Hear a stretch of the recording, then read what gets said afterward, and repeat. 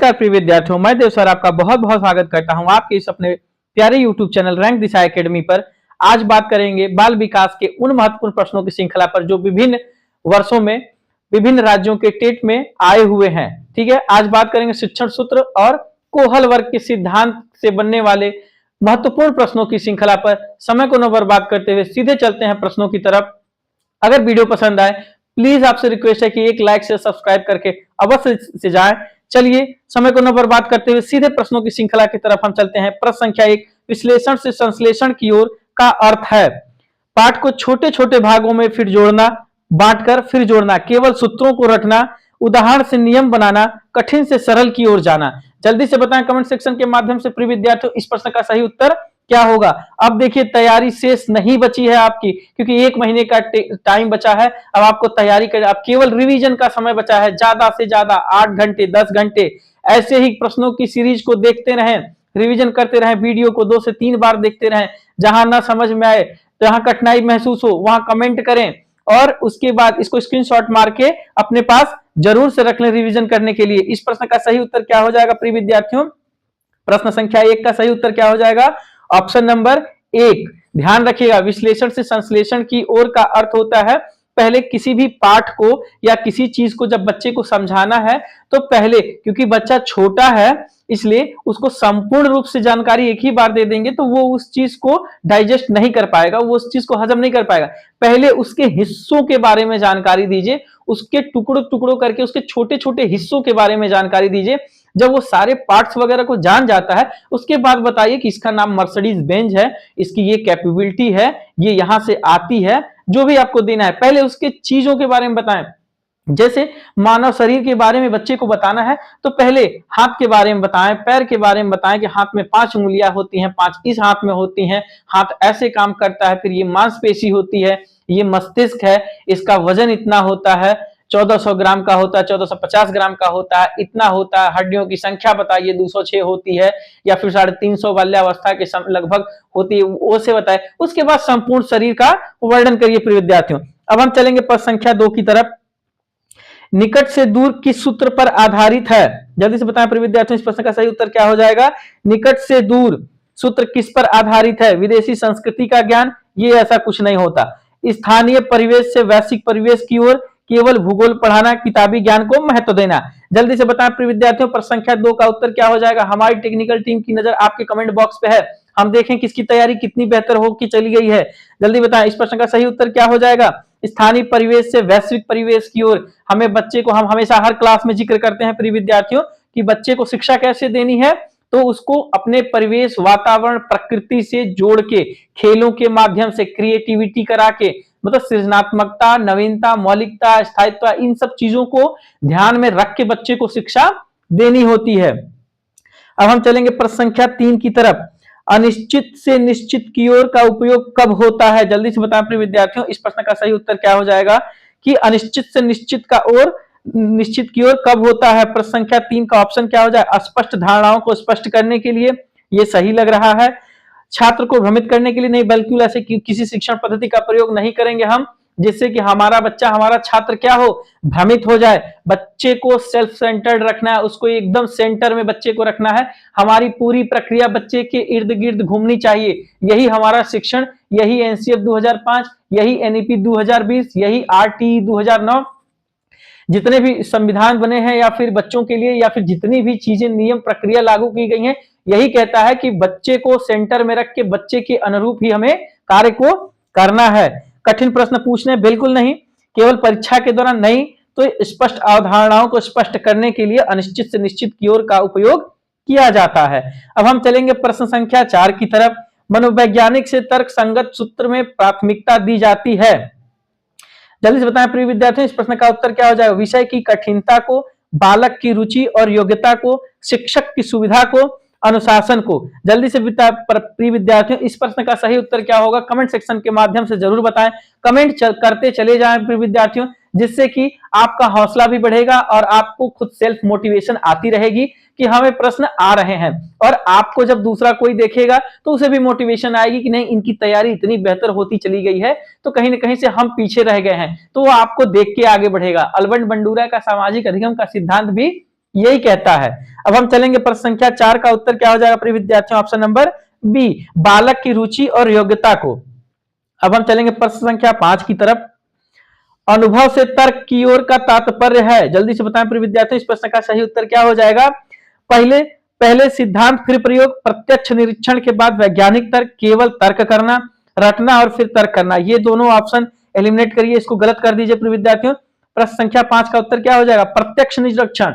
वो कहते हैं ना कि आंखों देखी घटना, जो हमें आंखों से देखता है उसका अनुभव हमें ज्यादा होता है। उसके बाद वैज्ञानिक तर्क करना कि क्या सही हो सकता है, क्या गलत हो सकता है। इसलिए बच्चों को इन्वायरमेंटल स्टडीज के दौरान हमेशा बाहरी वातावरण से जोड़ के उनको बताया जाता है, उनको टूर पे ले जाया जाता है, विभिन्न चीजों को दिखाया जाता है कि वो उन चीजों को देखें और उसके बारे में तर्क करते रहें। अब हम चलेंगे प्रिय विद्यार्थियों प्रश्न संख्या 6 की तरफ। अधिगम विधि किस सूत्र पर आधारित है, किस सूत्र पर चलती है या किस सूत्र पर आधारित है। नियम से उदाहरण की तरफ, उदाहरण से नियम की तरफ, ज्ञात से अज्ञात, अमूर्त से मूर्त। जल्दी से बताएं प्रिय विद्यार्थियों, प्रश्न संख्या 6 का सही उत्तर क्या हो जाएगा। आगमन विधि किस सूत्र पर काम करती प्रिय विद्यार्थियों, उदाहरण से नियम की तरफ। अगर बच्चे को पढ़ाना है, पहले एग्जाम्पल देंगे, पहले भूमिका बनाएंगे, फिर उसके बाद जब वो उस उदाहरण को समझ जाएगा प्रिय विद्यार्थियों बच्चा, फिर उसके बाद हम क्या करेंगे, उसको नियम बताएंगे। अब हम चलेंगे प्रश्न संख्या 7 की तरफ, देखते हैं 7 नंबर प्रश्न में क्या कहता है। निगमन विधि का मुख्य आधार है, निगमन विधि का मुख्य आधार क्या है। जल्दी से बताएं प्रिय विद्यार्थी, सामान्य से विशिष्ट की ओर, विशिष्ट से सामान्य की ओर, सरल से कठिन की ओर, अनुभव से तर्क की ओर। जल्दी से बताएं प्रिय विद्यार्थियों, प्रश्न संख्या 7 का सही उत्तर क्या हो जाएगा।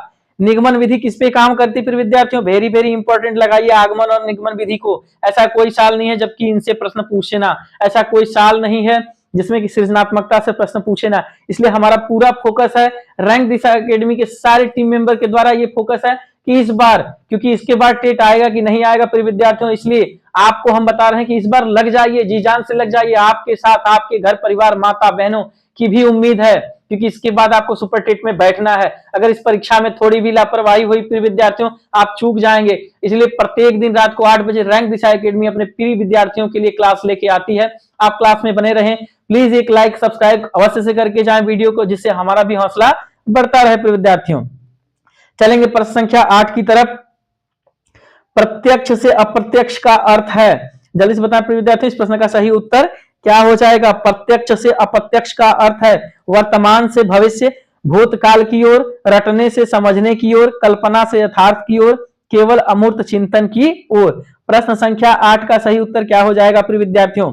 देखिए, प्रत्यक्ष से अप्रत्यक्ष का ओर का मतलब हो जाता है वर्तमान से भविष्य और भूतकाल की ओर। रटने समझने से ऐसी कोई बात नहीं। देखिए, आपको एक चीज बता दे रहे हैं, कुछ टैग वर्ड्स होते हैं, चाइल्ड डेवलपमेंट या बाल विकास कह लीजिए आप, जिसको कि आपको देखते ही समझ में आ जाना चाहिए कि नहीं, अगर ये टैग वर्ड दिया है तो ये सही नहीं हो सकता, किसी भी हाल परिस्थिति में ये चीजें सही नहीं हो सकती।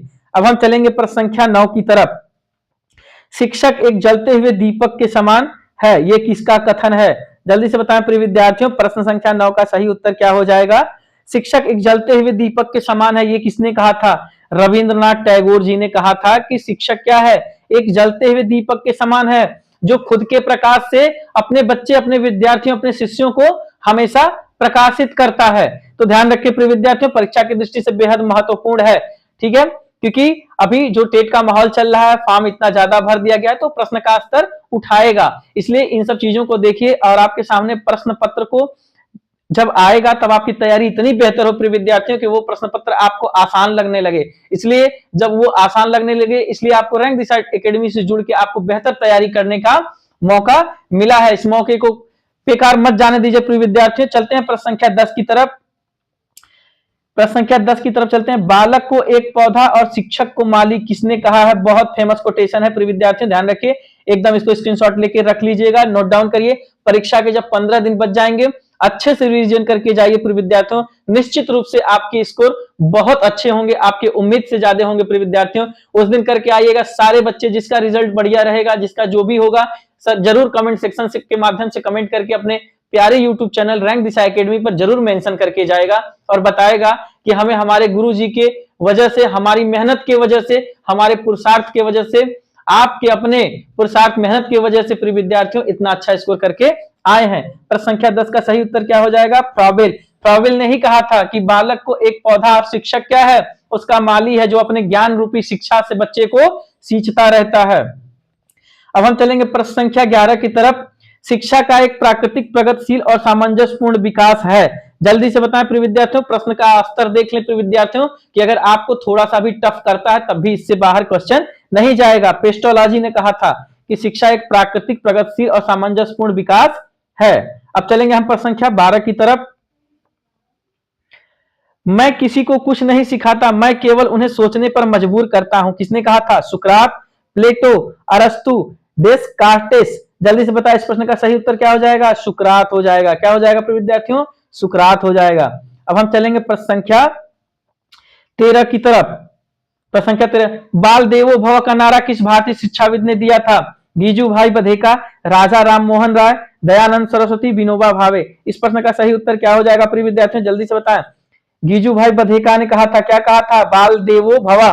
ठीक है, एकदम फेमस कोटेशन है, इंपॉर्टेंट की श्रेणी में रख के इसको नोट डाउन कर लीजिएगा प्रिय विद्यार्थियों। पेपर पेंसिल लेके जरूर बैठा करें, ये सबसे बेहतर पढ़ने का तरीका होता है। ठीक, अगर आप रूटीन में व्यवस्थित तरीके से नहीं बैठेंगे तो मार्क्स में कमी आने लगती प्रिय विद्यार्थियों। और आप रैंक दिशा एकेडमी के साथ जुड़े हैं तो जितनी सुलभता होगी, जितनी आसानी तरीके से होगी, उतनी तरीके से आपको बताया जाएगा। प्रश्न संख्या 14 का उत्तर बताएं प्रिय विद्यार्थियों। खेल बालक का कार्य है, किसने कहा था? मारिया मॉन्टेसरी, स्किनर, थार्नडाइक, पियाजे। इस प्रश्न का सही उत्तर क्या हो जाएगा प्रिय विद्यार्थियों?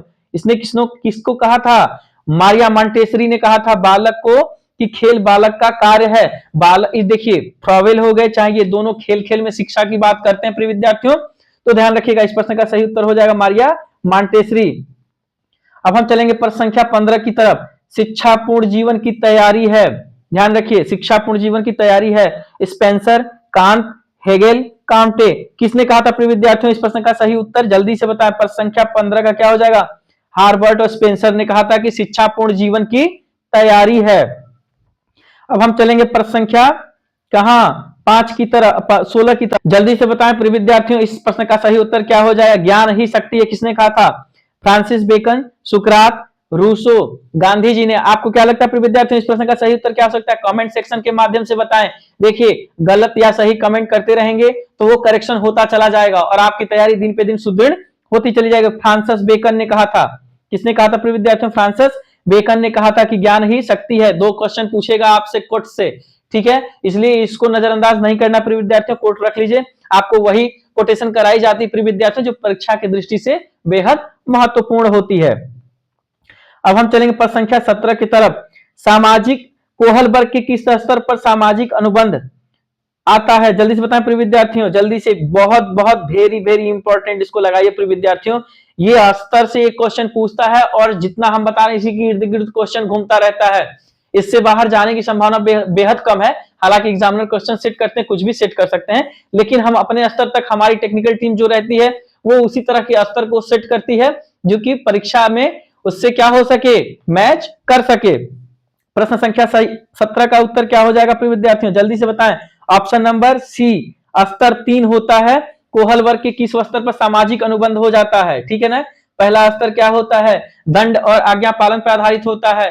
दूसरा क्या होता है? अच्छा लड़का अच्छा लड़की होता है। तीसरा स्तर क्या होता है? जो नैतिकता और सामाजिक का स्तर होता है प्रिय विद्यार्थियों, उसी में सामाजिक अनुबंध होता है।